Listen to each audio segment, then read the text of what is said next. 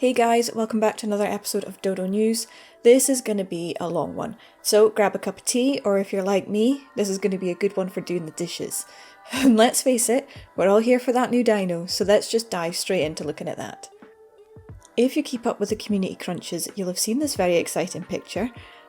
A new real-world dinosaur is coming to all platforms, but it doesn't say which maps. Hopefully across all the obvious ones like the Island and Ragnarok, and not exclusively to the new DLC coming, which is something we're going to get to. Now it's a mysterious mystery, and by tradition the only info we have is a cryptic image and a date, being June the 4th. So breaking it down, we have HLNA doing the big reveal here. If they hadn't said it's a real world dino, then I might have speculated some relation to Tech and HLNA, but I think she's just being used in a cool way to kind of show off the silhouette here. There is a logo for the Crystal Isles, which is the new DLC coming, which does make me think that it's going to be exclusive to there, so we'll have to see what happens there. The dino is obviously a flyer. Now I don't really know my dinos, but the closest resemblance I could find to this guy, whose name I'm going to butcher, Ornithocheirus,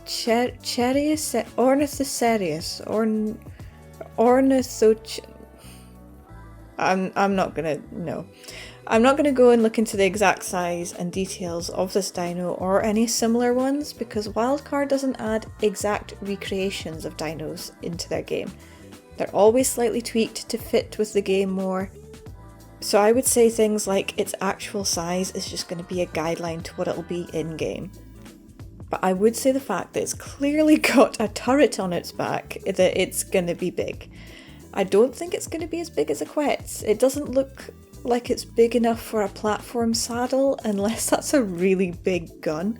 But I would say it's still going to be larger than like an RG or a Tapejara.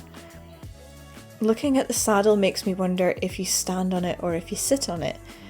Because there's that little lip on the saddle, it's either going to be a big creature where you stand on it and hold onto the turret, which means this bit at the back is going to be more decoration, or it's going to be smaller and you're probably going to sit or kneel here. I would say the way it's flying with its mouth open and the fact that it's got a turret, it looks quite aggressive just by the silhouette. So maybe when it's wild, it's going to be like an RG, so it's going to be aggressive and go for you rather than be passive like a Pterodon, or flee even like a Tapejara.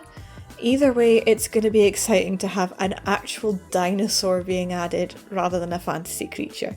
Don't get me wrong, I love seeing what they come up with. I mean, things like the Ferox, the gas bags, the bulb dogs, and the like, but I've been wanting to see more actual dinosaurs for ages. This is what drew us to the game originally years ago, it was a dinosaur adventure game, and I would love to see more dinos. And this is why I really want to see this guy added to the island. The island for me is like the real dinosaur map compared to any of the others, because it hasn't really got so much of the fantasy kind of creatures. Like I said, I'm not opposed to the DLC creatures, and I enjoy the DLC.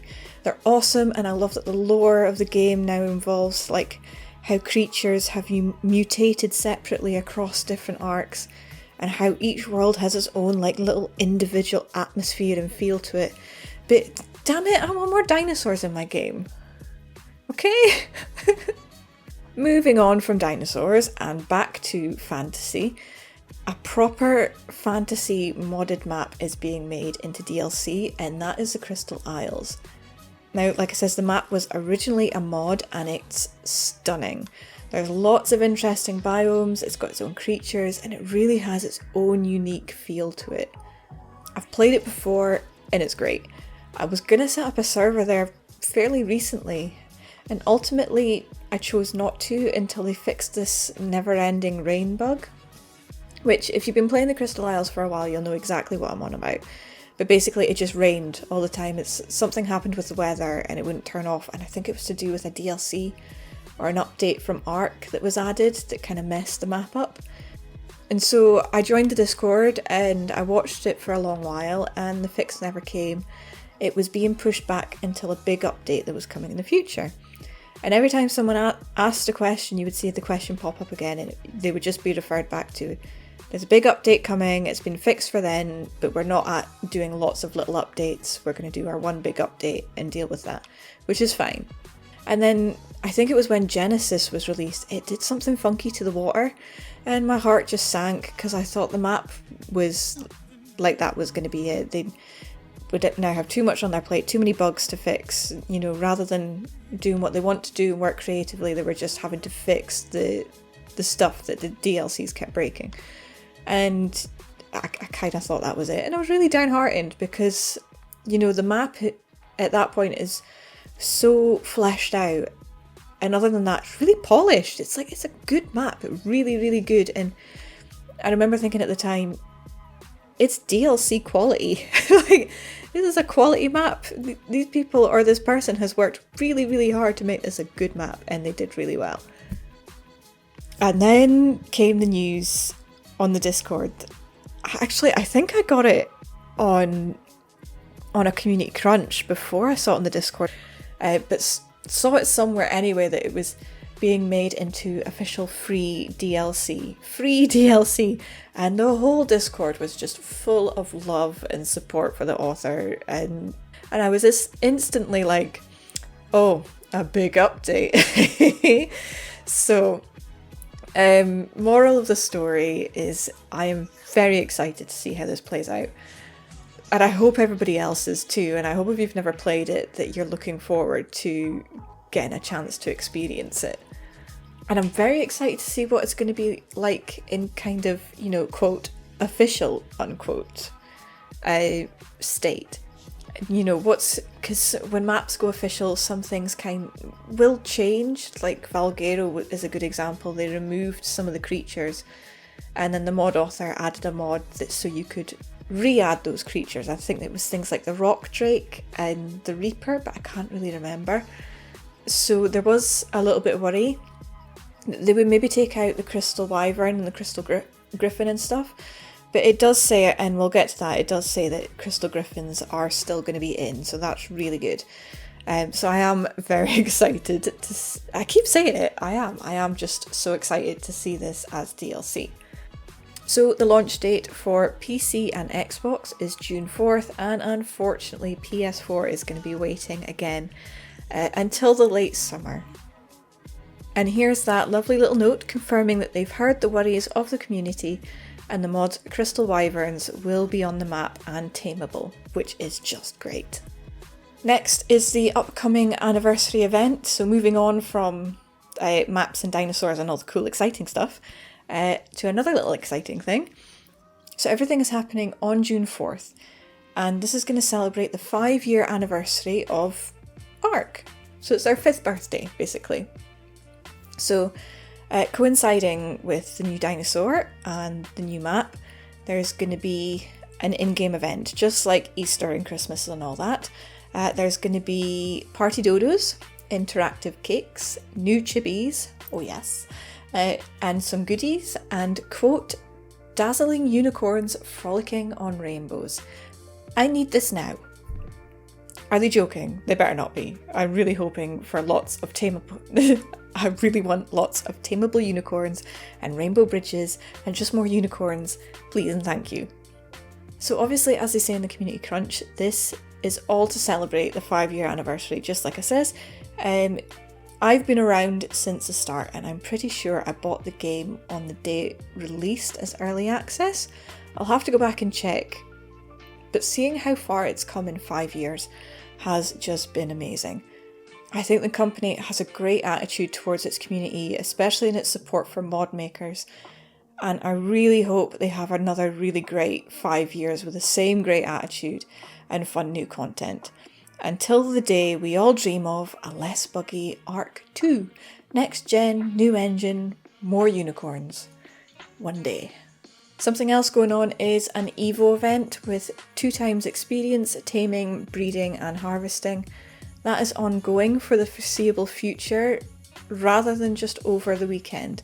This is a nice little thing they're doing as we're all stuck inside with too much time on our hands. Now, a quick note near the end of the crunch here is at the time of recording, the bundle of the main game and season pass is 75% off. And with everything coming over the summer with the new maps and the new content and stuff, and still part 2 of Genesis to come, this is actually a really good time to pick up some of the bits and pieces that you might be missing, or if you haven't got the game already. So let's go on to talk a little bit about the modding scene. I told you this was going to be a good one for the dishes. Modding is looking really exciting at the moment.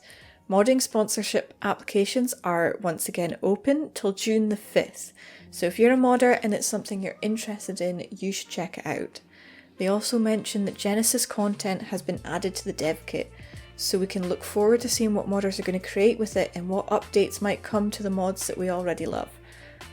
The latest mods to be sponsored are Marniimods Wildlife, I hope I've said that right, the map Hope, and the overhaul Primal Fear. All of these are really good quality fun mods, so I'm going to leave some links below as always, so you can go and check them out. Okay, last thing I want to talk about is an update coming to S+, which I think by the time I've dealt with all this and put it all together, it should already be here. I got news of this from watching a video from another YouTuber I watch called Syntac, and I imagine if you're into ARK, you know exactly who he is. He's really my go-to for ARK content. One of them anyway, but he's my main go-to for ARK content. I'm going to link that video below that you should really go and check out if you're wondering about what the new update adds, because I think he maybe had early access. He was showing all the new changes, how they all work, demonstrating everything, and he kind of goes into a little bit if you've swapped to a different mod, because the source code, I think it was like the original source code, there's, depending on the mod you're using, you should be able to switch back to S+ without losing too much, but you would have to really do your research, do your backups, make sure you know what you're doing. But there is this update coming, or that is here. And yes, it fixes that green ring around the food trough. Thank God.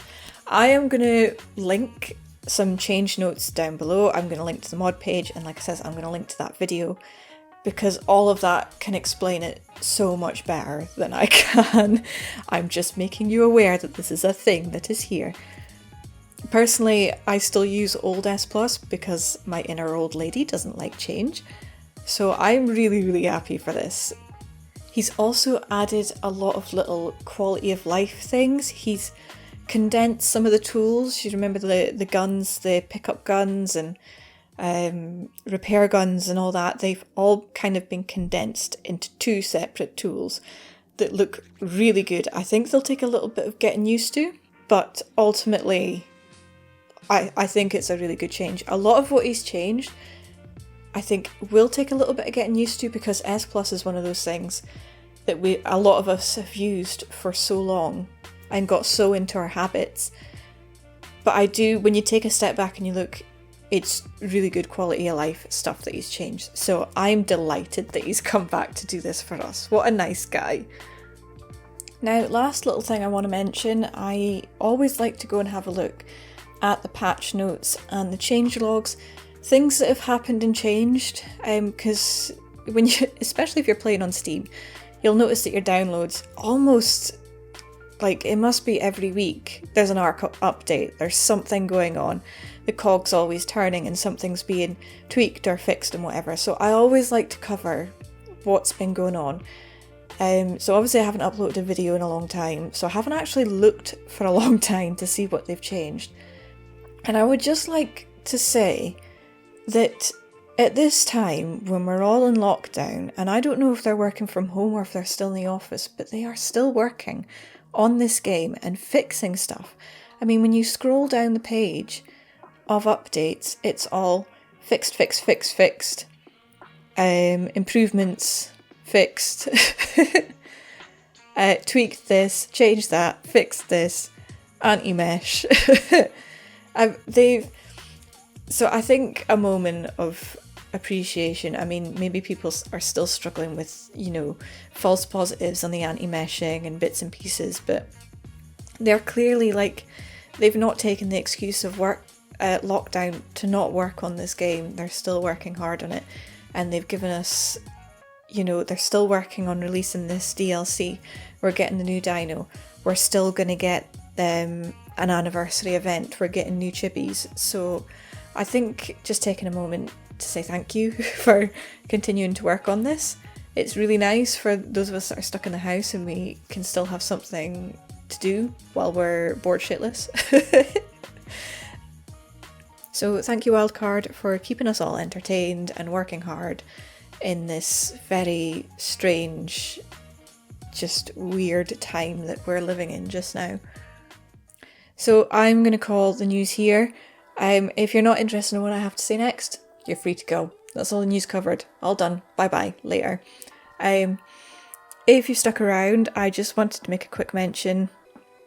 I have a few videos on this channel and there's big breaks in between them, and this is because I have a life and commitments, and unfortunately it can't be like other YouTubers where I say, okay, I'm going to upload once a week, twice a week, maybe once a fortnight, maybe once a month. I don't know when I'm going to have time. I work full time, I'm studying from home, and just, you know, by the time something newsworthy comes out, I don't always have the time to cover it, and so by the time I do sit down to do it, I don't feel like it adds anything to the community because that news is already done and past, and there's probably somebody who's covered it, and I feel like I'm not, you know, I'd be making the video for the sake of making the video and I'm not actually contributing.